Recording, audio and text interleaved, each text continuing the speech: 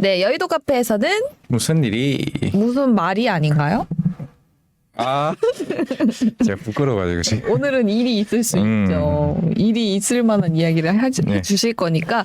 네, 오늘은 키움증권 리서치센터 오현진 연구원님 나와주셨습니다. 어서 오세요. 안녕하세요. 안녕하세요. 네.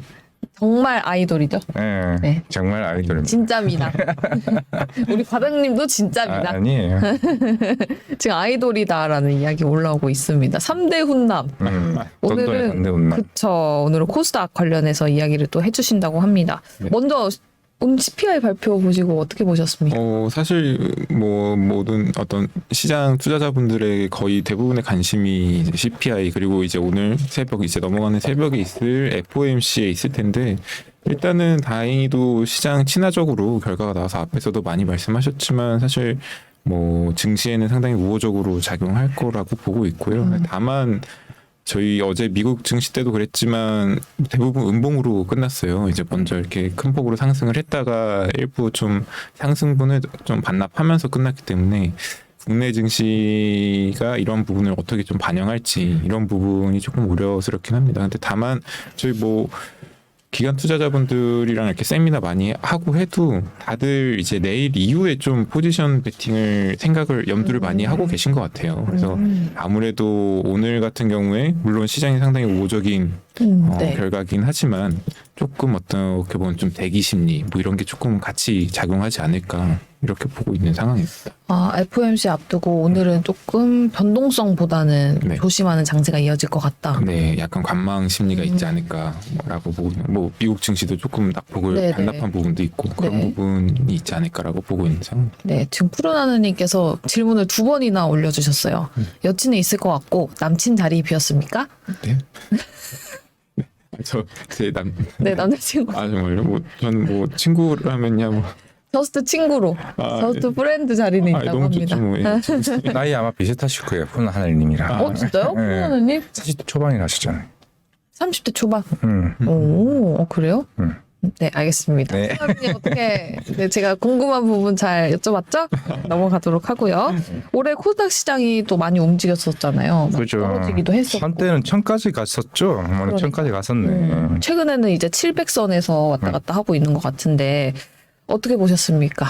사실 작년 이맘때 그리고 제가 여기 연초에 한번 맞아요. 출연했었었는데 그때만 해도 이제 생각하지 못했었던 부분들이 이제 작년 이맘때만 했어도 워낙에 유동성도 좀 풍부했었었고 물론 이제 금리 인상이나 뭐 이런 거에 대한 그 경계감은 있었었지만 더군다나 연초에 이제 2월부터는 러시아 우크라이나 네. 이제 전쟁까지도 전혀 예상하지 않은 어떤 큰 이벤트들이 나오면서 사실 국내 증시 특히나 이렇게 뭐 기술주 위주로 많이 좀 포진되어 있는 코스닥 시장 같은 경우가 좀 직격탄을 맞았다라고 보고 있어요. 그래서 사실 어떻게 보면 좀 좋을 거 없었던 좀 1년을 보내면서 네. 지수도 보시면 알겠지만 연초에 거의 최고치를 찍고 쭉 내려온 모습을 보였는데 내년부터 좀 다른 모습 보였으면 하는 기대를 하고 있는 상황입니다.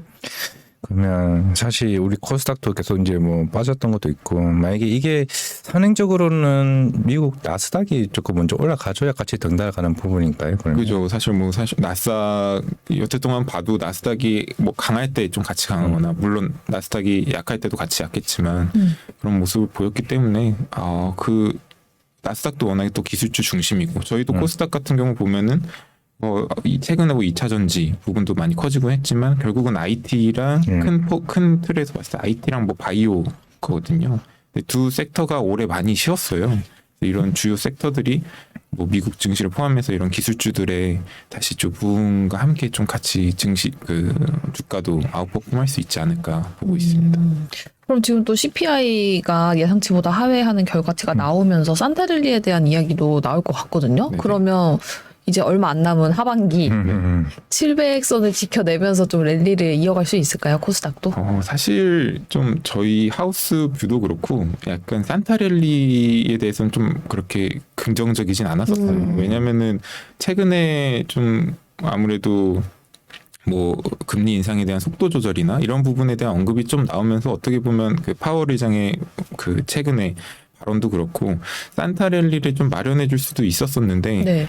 결국은 이런 큰 폭의 결국은 뭐 최종 금리 단에 대한 어떤 불확실성이라든가 이런 부분이 해결이 안 되다 보니까 결국은 이렇게 좀 지수 단에서의 상승을 기대하기 좀 힘들었다라고 보고 있는 것 같고, 물론 내일 이제 FOMC 결과 이후에 산타랠리에 대한 탄력을 받을지 안 받을지가 좀 더 명확해질 것 같은데, 그 전까지는 아직까지는 뭐 섣부르게 좀 산타랠리를 기대하기에는 여러 매크로 환경상 좀 확인해야 될 부분이 많지 않나라고 보고 있는 상황입니다. 그럼 보통 연말 되면은 이제 기관 매니저들 보면은 이제 네. 수익률 개선하기 위해서 어느 정도 그렇게 흐름상 수급적인 이슈도 있지 않나요?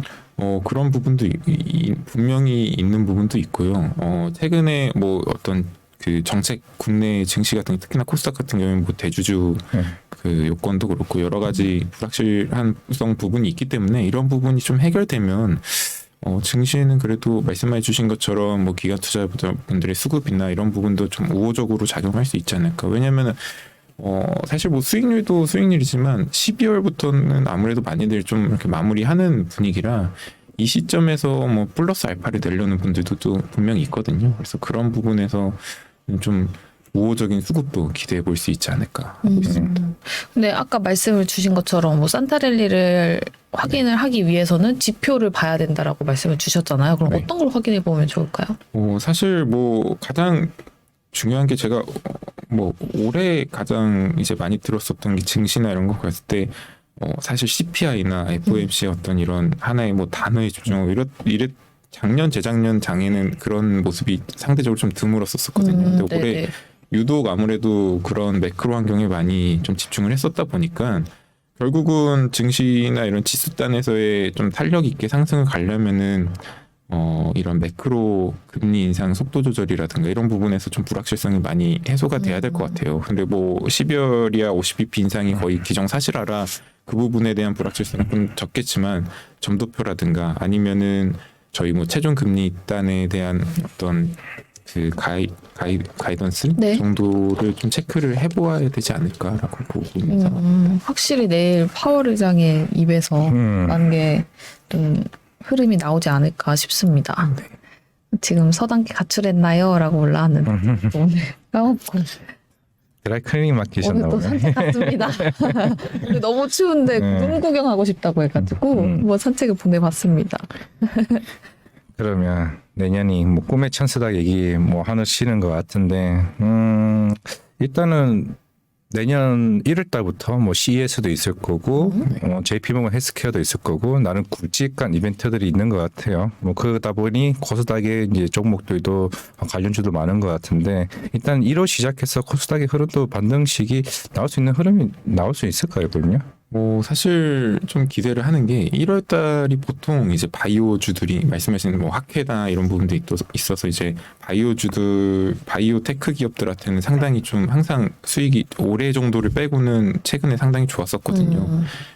워낙에 지금 바이오 테크 기업들이 아시다시피 한 1, 2년 정도 쉬었으니까 코로나 이후로 내년 1월부터는 이러한 부분도 좀 긍정적으로 작용하지 않을까라고 보고 있고요. 사실 최근에 어떤 뭐 업체별 개별 모멘텀이나 이슈들은 좀 있긴 하지만 전반적인 센티는 이제 많이 바닥을 잡지 않았나라고 보고 있는 것 같아요. 특히나 바이오 쪽이나 이런 부분은. 근데 저희 코스닥 시장 내에서 여전히 아무래도 많은 비중 차지하고 있는 게 바이오 테크 기업이다 보니까 네. 관련해서 좀 1월부터는 반등을 기대해보자라고 하고 있고, 그리고 CES도 말씀해 주셨는데 사실 IT 쪽도 전반적인 내년에 뭐 큰 어떤 이벤트들이 뭐가 있나라고 볼 수도 있겠지만 사실 IT 쪽에서의 어떻게 보면은 좀 테마성이라든가 아니면 이렇게 모멘텀으로 작용할 수 있는 요소들이 많이 있어요. 그래서 CES에서는 사실 최근에는 뭐 자율주행이나 아니면 뭐 모빌리티 쪽으로도 많이 시선이 이동을 하고 있어서 그쪽으로도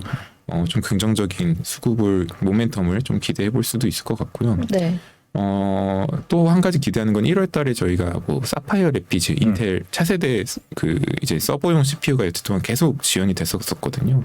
근데 그게 이제 만약에 1월 달에 좀 예정대로 출시가 된다면은 거기에 대한 아무래도 차세대 CPU다 보니까 최근에 반도체의 어떤 뭐 투자 감산이나 이런 기조 속에서도 가장 좀 선방할 수 있는 투자 구간이라고 보고 있어서 이러한 몇 가지 좀 상반기에 모멘텀들 만 예정대로 잘 진행되면 생각보다 좋은 흐름으로 증시는 시작할 수 있지 않을까 내년에 좀 그렇게 보고 있습니다. 그 하반기에는 따로 뭐 없나요? 예정되어 있는? 하반기도 IT 일단 제가 저는 이제 중소형 업체들 위주로 많이 보고 있는데 그러다 네. 보니까 이제 IT 업체들도 많이 보게 되는 것 같아요.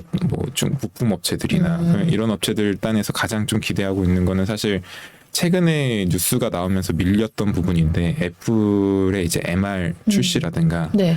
이런 전반적인 XR 기기가 본격적으로 좀 도래할 수 있는 시점이 내년이지 않을까. 물론 아직까지는 그렇게 큰 뭐 판매량이나 출하량을 기대하기는 힘들어요. 근데 다만 시장의 리더라고 할 수 있는 애플이 내년 하반기쯤에는 MR 기기를 좀 내놓을 수 있을 거라 보고 있고 애플이 이렇게 나온다면 사실 삼성도 좀 뭐 서둘러서 그쵸. 출시할 확률이 크기 때문에 네. 관련된 뭐 부품업체들 단에서는 상당히 대부분 아마 스마트폰 관련된 부품업체들일 텐데 최근에 성장이 워낙 정체돼 있었었고 이런 부분에서 새로운 폼팩터 등장하면 그런 부분도 되게 좋은 이벤트 하반기에 기대될 수 있는 이벤트지 않을까 보고 있습니다.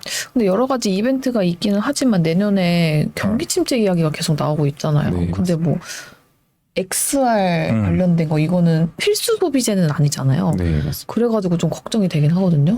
맞습니다. 근데 사실 그 올해도 그렇고 경기 침체 이후에 어떻게 좀 IT 핸드셋의 소비 추세를 보면 흐름 자체가 오히려 양극화가 되게 심해졌었거든요. 가장 타격이 컸던 게 오히려 중저가 제품들이었어요. A 시리즈, 삼성으로 치면 A 시리즈나 네. 이런 시리즈였고 애플 같은 경우에는 프로나 프로맥스 같은 아예 하이엔드급 같은 경우에는 오히려 더 많이 팔렸다. 많이 팔리고 했었거든요. 네. 그런 부분에서는 사실 경기 침체를 좀 애초에 그 뭐 몇백만 원 주고 애플 같은 경우는 좀 출시하면 출시가가 메타에서 나오는 것보다는 높을 걸로 보는데 네. 그걸 살 분들이 그렇게 그 크게 소비에 어떤 영향을 받을 뿐이라고는 안 보고 있어서 워낙에 그리고 시장이 아직 좀 작기도 하고 그래서 네. 그런 부분에서는 일단 좀 실질적인 생산량이나 소비가 막 촉진된다기보다도 그냥 이렇게 모멘텀 어떤 새로운 네. IT 쪽에 최근에 없었었던 좀 성장 동력의 네. 모멘텀으로서 본다면 그래도 충분히 긍정적일 수 있지 않을까라고 보고 있는 거예요. 그럼 말씀하신 이벤트들이 잘만 진행이 된다면 천슬라까지도 가능. 아 천슬라래?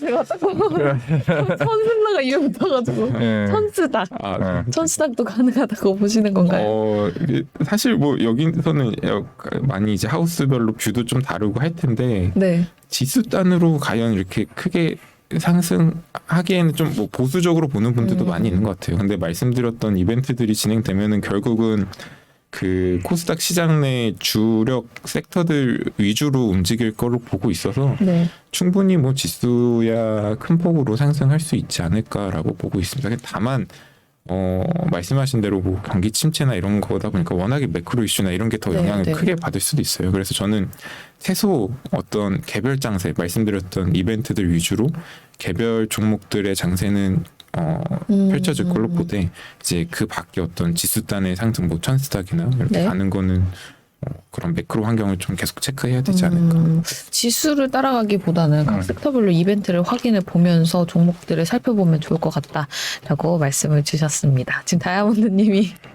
방송 중에 테슬라 주주임이 밝혀져서 화제다라고 하는데 저 테슬라 주주 아닙니다. 조금 더 떨어지면 살 거예요. 오. 어때요 이런 거? 좋습니다. 괜찮죠? 많이 컸죠? 네. 바로 안 들어갑니다. 스당께는 졸업하셨다고. 네. 그러면 이제 그런 매크로 환경이 끝나고 업종별 차별화를 얘기를 했는데 결국엔 이제 내년에 결국 이제 연구원님도 많은 섹터를 지금 고민을 하실 것 같은데 주로 보시는 게 그러면 어떤 게 있을까요? 뭐 네온시티도 있을 것 같고. 네, 뭐 사실 올해도 좀 이렇게 순환매 위주로 많이 그 주가들이 아웃퍼폼하고 이렇기 때문에 내년에 대한 저희 팀단에서도 상당히 좀 고민도 많이 하는데 가장 좀 공통적으로 나오는 의견은 로봇 쪽은 계속 주목해서 보자라고 하고 있어요. 로봇은 대기업단에서 투자도 좀 본격적으로 진행을 하고 있고 사실 최근에 어떤 매크로 환경도 뭐 그 노동비 이제 상승이나 임금 상승이나 이런 부분 때문에 뭐 네. 자동화에 대한 수요도 상당히 좀 빨라졌고요. 거기에 따라서 국내 업체들도 생각보다 좀 빠르게 경쟁력을 갖춰 나가고 있어서 물론 아직 좀 뭐 투자하기에는 비쌀 순 있어요. 뭐 네. 실적이 안 나오다 보니까. 근데 이런 큰 흐름 자체에서는 로봇 같은 산업은 계속 좀 지켜보자라고 보고 있고 많이 관심 가지시겠지만 사실 2차 전지 관련해서도 지금 여러 가지 이슈들이 최근에 불거지면서 많이 빠지긴 했는데 네. 그 내년에 과연 그래도 2차 전지 이상의 어떤 섹터를 볼 수 있냐라고 봤을 때는 여전히 좀 2차 전지에 대한 성장 가시성이 가장 크다고 보고 있는 것 같아요. 그게 사실은 큰 틀로 보면 또 한 가지로 많이들 관심 갖는 게 내년에는 약간 정부, 미국이나 이런 국내를 포함해서 정부 단에서의 투자가 좀 집중되는 산업이나 네. 관련 수혜 업체들을 봐보자라고 얘기를 하거든요. 음. 말씀해 주신 대로 사실 내년은 소비 단에서 소비자들 단에서 이렇게 그 사업을 영위하고 있는 업체들은 불확실성이 너무 큰데 네. 이런 경기 침체 상황에서는 사실 과거 사례에서도 그렇고 정부에서 좀 약간 어떻게 보면 반강제적인 네. 투자를 진행을 하게 된다면은 관련 업체들은 수혜를 계속 받을 수 있어서 네. 이런 업체들도 좀 눈여겨봐야 되는데 그럼 대표적으로 어떤 거냐 했을 때는 뭐 친환경이라든가 네. 뭐 이런 쪽일 수밖에 없거든요. 최근에 뭐 ESG나 뭐 그쵸. 이런 또 떠오르고 하니까 그런 측면에서도 2차 전지는 사실 또 포함이 되고 그런 부분이 있기 때문에 친환경적인 뭐 폐배터리도 저는 계속 좀 회자가 될 수 있을 거라 보고 있고 이런 2차 전지 쪽이나 아니면 아예 친환경 제품군으로 좀 제품의 다변화 이루고 있는 개별 종목들에 따라서도 상당히 좀 좋은 주가 흐름이나 실적 흐름이 되지 않을까 보고 있습니다. 그러면 태양광이나 풍력 이런 것도 좀 정부가 밀어준다고 보시나요? 그것도 이제 뭐 개별 정부의 정책마다 좀 다르긴 하겠지만 네. 풍력이나 이런 경우에서도 사실 국내 업체들이 최근에 글로벌 업체 대상으로도 수주도 대규모 수주도 많이 받아오고 좋은 흐름을 보이고 있어서 네. 그런 업체 단에서는 충분히 좀 눈여겨서 보자라고 보고 있고 태양광 같은 경우도 사실 올해도 계속 뭐 태조 이방원 하면서 그 수혜를 논하고 했었었는데 네. 실질적으로 어떤 정부 정책이나 뭐 중국향이라든가 이런 게 좀 차질 없이 진행되는지를 좀 체크해 보면서 봐야 되지 않을까 보고 있습니다. 네, 알겠습니다. 사실 지금 우리 시장을 주도했다고 해야 될까요? 뭐 한한령과 관련해서 중국 리오프닝 관련해서 콘텐츠, K 콘텐츠랑 엔터주들이 굉장히 잘 가고 있고 얼마 전에는 JYP가 52주 신고가 갔었죠. 네. 이런 것도 중국의 리오프닝과 관련해서 내년에 계속 상승을 이어갈 수 있을까요? 확실히 그 지금 중국향 뭐 엔터뿐만 아니라 네. 어떤 리오프닝 관련해서 화장품 뭐 관련해서도 네. 많이 주목을 받았었잖아요. 그 기저의 논리는 이미 바닥이다라는 게 있었던 것 같아요. 워낙에 상황이 안 좋으니까 많이 빠져 있고. 네, 좋아질 부분밖에 없지 않을까라는 관점에서는 상당히 좋다고 보는데 다만 저희 뭐 화장품이나 이런 쪽으로 리오프닝 수혜를 봤을 때도 과연 과거만큼 예를 들어 저희가 이렇게 한한령이나 이런 부분이 있기 전이나 코로나로 이렇게 막히기 전에 국내 업체들의 중국 내 어떤 영향력을 생각하면 과연 그대로 유지할 수 있는지가 관건일 것 같아요. 사실 그런 부분에서는 좀 부정적이거든요. 아무래도 화장품 업체들도 뭐 경쟁력을 중국 업체들 내에서 이미 뭐 경쟁력 있는 업체들도 많아졌고 이런 네네. 부분이 있어서 과연 과거만큼의 수혜를 그대로 이뤄낼지는 좀 더 봐야겠지만 그 말씀드린 것처럼 어떤 워낙에 중국 쪽 관련해서 기당이 없다가 그 부분이 붙는 점은 상당히 좀 긍정적일 수 있다라고 보고 있고 그 리오프닝 관련해서도 저희 국내도 비슷했지만 사실 말씀해주신 것처럼 초기에는 리오프닝을 하면은 감염자도 많이 나오면서 생각보다 빠르게 이렇게 수혜 업종들이 올라오지 않을 수가 있어요. 이제 그런 부분을 감안하고 보면 결국은 기저에는 바닥 기대감이 없었던 부분에서 플러스 알파가 찍히는 부분이라 그런 정도로 이제 접근을 하는 게 맞지 않나 보고 있습니다. 그렇죠. 워낙 저점에 있었고 호재가 없었던 시장이다 보니까 앞으로 좋은 일만 있지 않을까 꿈과 희망으로 올라가기도 했었습니다. 그리고 최근에 또 중국을 보면은 확진자는 늘고 있고 갑자기 이제 개방을 하다 보니까 마스크를 많이 쓰고 있대요. 그래서 어제 마스크 관련된 종목도 잘 흐름이 좋았잖아요. 그래서 내년에 진단 키트도 괜찮지 않을까. 진단 진단키트 관련 중국 쪽에 들어가는 네, 중국에 수출을 하고 있는 진단키트 관련 종목. 진단키트 중국 쪽은 자기네들이 하고 있지 않나? 아마 많이 중국 쪽에서 많이 되어 있을 것 같긴 하고요. 물론 이제 국내 업체들도 수출이 일부 있기 때문에 네. 충분히 기대해 볼 수 있지 않을까. 저희가 또 진단 키트도 최근에 기대감이 완전 많이 빠져 있잖아요. 그러니까 네. 또 밑으로 가고 있으니까. 네. 그래서 저희도 과거에 보면 리오프닝 하면서 가장 많이 팔렸던 게 이제 진단 키트 쪽이고 하다 보니까 네. 중국 그 부분은 뭐 확인을 해봐야겠지만은 중국 쪽으로 뭐 이렇게 수출 비중이 늘어나는 업체들이 있으면은 다시 한번 관심을 받을 수는 있을 것 같긴 합니다. 네, 알겠습니다. 최근에 휴마시스가 한번 올라갔던 것 같기는 해. 맛있어요. 그러면 제가 알기로는 연구원님이 쓴 리포트 중에서 네. 보니까 폴더블 쪽으로 조금 자주 쓰신 것 같더라고요. 파이낸텍도 그렇고 KC바텍도 그렇고. 근데 올해 출하량이 썩 좋지는 않았잖아요. 맞아요. 그죠? 그러면 뭐 다시 애플도 폴더블 폰 얘기가 뭐 2025년 얘기도 나오는 것 같고. 예전에 KH바텍 제가 리포트를 읽었을 때, 실제로 올해 중국 같은 경우는 물방울 힌지라고 하죠. 그것도 아직까지 실패한 부분인 거죠. 네, 사실은 물방울 힌지를 일단은 시도를 KH바텍이 안 하고 있는 부분도 있는 것 같고요.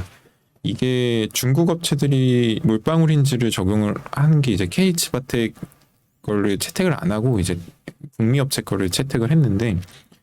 이게 뭐 장단점이 너무 뚜렷한 게 물방울 힌지가 말씀하신 대로 폴더블 폰 같으면 이렇게 딱 닫혔을 때 전부 다 닫혀야 되는데 저희 KH바텍을 봤을 때는 아직까지 이렇게 좀 틈이 점점 벌어지는 형태거든요.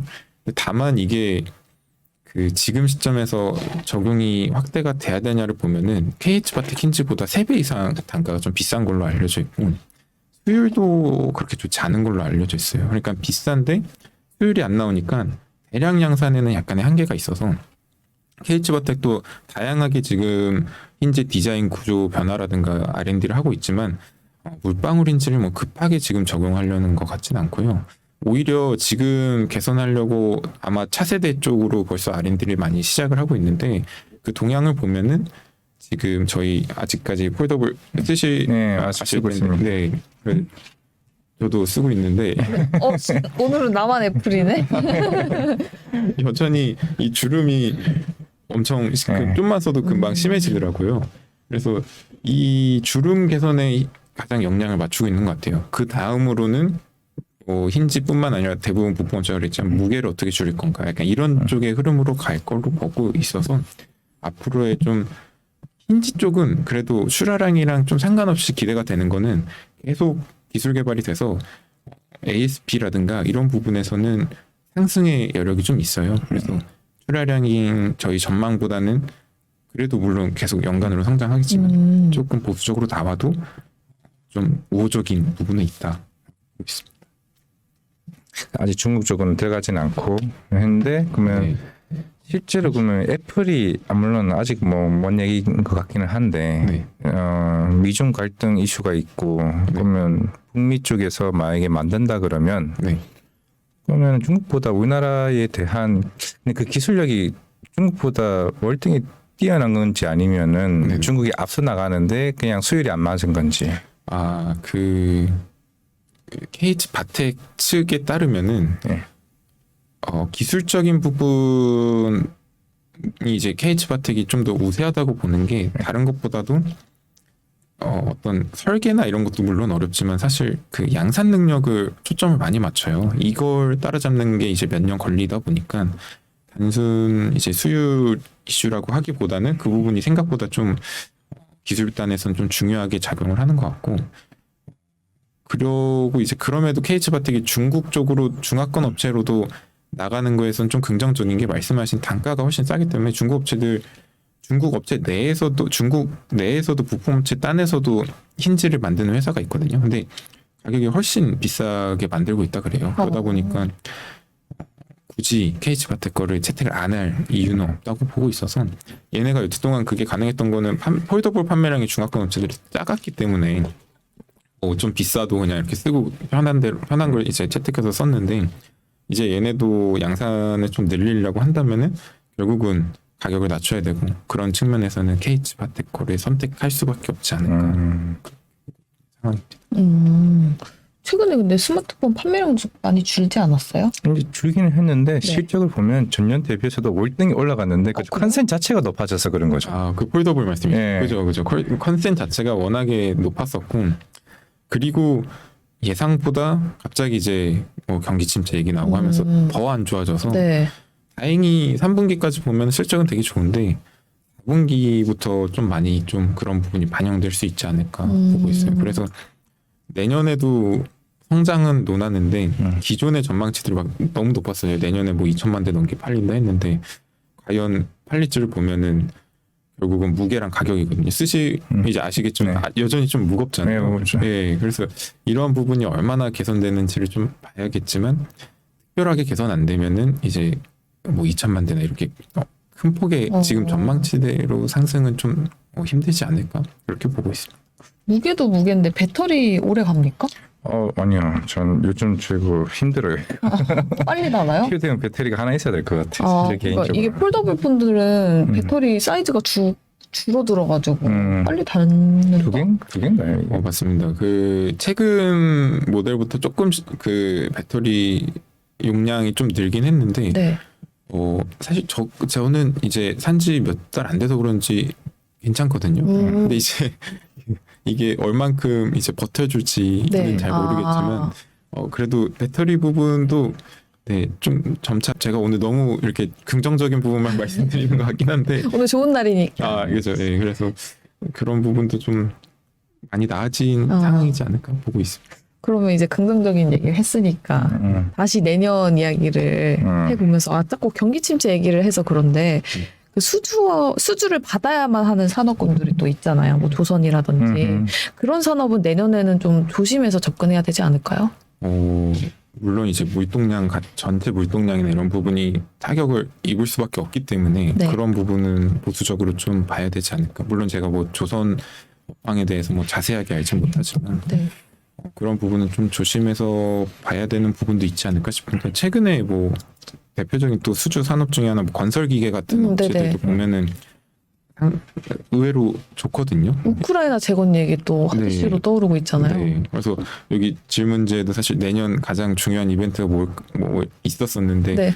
물론 산업별로 다 있겠지만은 결국은 이제 전쟁이 종결된다 했을 때는 재건으로 다시 한번 여태 동안은 테마였다면은 네. 실질적으로 좀 수혜를 진짜로. 볼 수 있는 부분이 내년 이후이지 않을까 싶어서 그런 건설기계 업종들 같은 경우에는 워낙에 싸요. 돈은 올해 잘 벌었는데 뭐 얼마나 성장하겠냐 이런 것 때문에 많이 쌌는데 내년에 만약에 수주도 그렇고 더 많이 늘어날 수 있다면은 충분히 뭐 그런 부분에서는 우호적이지 않을까. 만약에 전쟁이 끝난다면 건설기계 쪽으로는 크게 상승할 거다라고 말씀을 주셨는데 또 중국 리오프닝 계속 똑같은 질문 같은데 중국 리오프닝이 된다면 또 부동산 쪽으로도 새롭게 건설을 한다든지 이런 이야기가 나오면서 건설기계가 좋을 수도 있다? 같이 이야기가 나오더라고요. 맞아요. 그래서 지금은 대부분 건설기계 업종들 만나보면은 네. 중하권 향 매출을 내년치 전망치에서 많이 빼놓은 상황이에요. 근데 말씀하신 것처럼 중하권 쪽으로의 어떤 진출이 좀 가시화된다면은 네. 추가로 이 전망치가 좀 상향할 여지는 충분히 있을 거로 보고 있습니다. 네, 알겠습니다. 어찌됐든 간에 그 전쟁이 좀 끝났으면 좋겠는데 사실 전쟁이 끝날 확률이 꽤나 높아졌죠, 최근에는? 그렇죠. 그런 얘기도 서서히 나오는 것 같고. 또 연구원님이 이제 리포트를 보다 보면 네.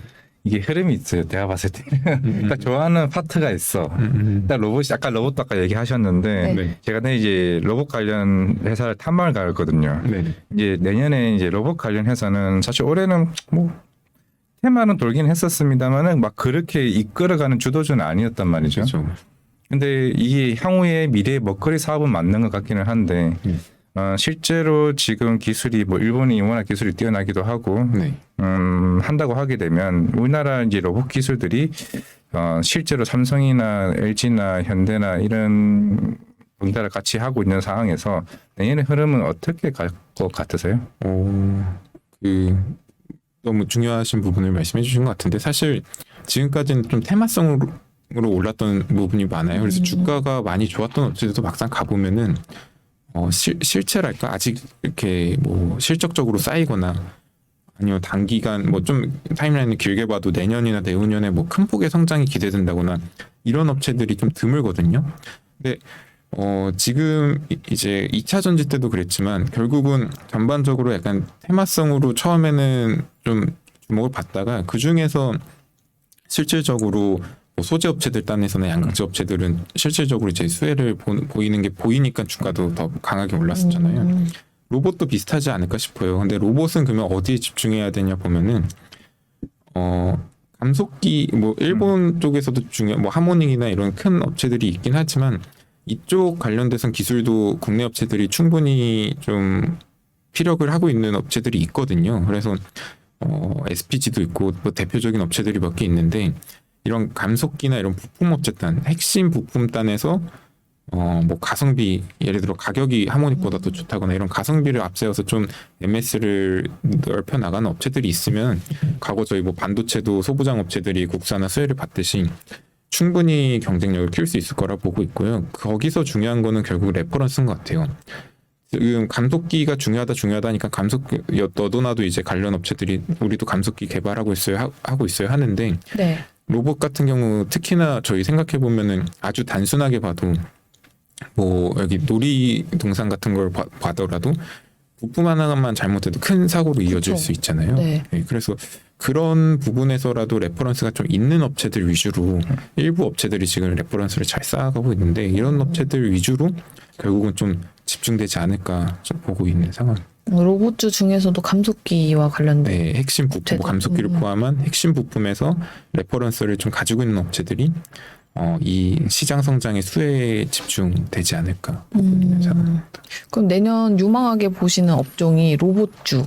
그리고 네. 또 어떤 것들이 있을까요? 그리고 저는 뭐 폴더보도 그랬지만 IT 업체들 많이 보다 보니까 관련 이벤트 중에서는 결국은 차세대 쪽 준비하는 그 인텔 사파이어 레피지 출시 어떤 수혜주들도 충분히 보자 하고 있고 네. 또 디스플레이 업황이 많이 안 좋긴 하지만 삼성 디스플레이도 8.6세대 투자나 이런 게 늦어도 내년 하반기부터는 진행을 할 걸로 보거든요. 네. 그래서 그런 업종에서의 어떤 수혜주들도 눈여겨서 봐보자라고 보고 있는 상황입니다. 과장님은 내년에 로제 로봇하고 제약바이오 그래서 내일 로보티즈 탐방 가요. 아, 그래요? 로보티즈 이 두 달 전에 예약한 건데 탐방들을 많이 가시나 봐요. 이게 보니까 LG전자 지분을 가지고 있었어요. LG전자 근처에 있더라고요. 아, 마곡동에 마곡에. 있는데 그래서 우리 집 바로 앞이네 해서 그냥 집 앞에 쓰레빠 신고 가려고요. 농담이고 정리할 거 할 거예요. 로보티즈 가보시면은 네. 거기 마곡 사업을 너무 잘해놔서 네. 약간 진짜 뭐 다른 로봇 업체들은 가면 약간 뭐 그런 자동화 뭐 그런 부품에 치중돼 있으면 거기는 약간 네. 진짜 이게 약간 혁신 기업인가 약간 이런 오. 느낌이 들게끔 되게 네. 잘해놨어요. 오. 막 로봇도 돌아다니고 네, 있고 네. 실제로 그래서 보시면 되게 좀 직접 가보시면 좋지 않을까. 네, 알겠습니다. 저 진짜 너무 궁금해요. 저 최근에 무슨 영상을 봤는데 그런 로봇 관련된 탐방을 가면은 앞에서 막 진짜 디스플레이 어마어마한 것들 막 로봇이 문 열어주고 막 이러더라고요. 저도 너무 궁금한데 영상 좀 멋있는 거 있으면 후기 찍어주세요. 군요를 말씀드릴게요. 네, 알겠습니다. 오늘 또 이렇게 연구원님 나와주셔가지고 내년 전망과 함께 코스닥도 짚어보고 여러 섹터를 짚어봤습니다.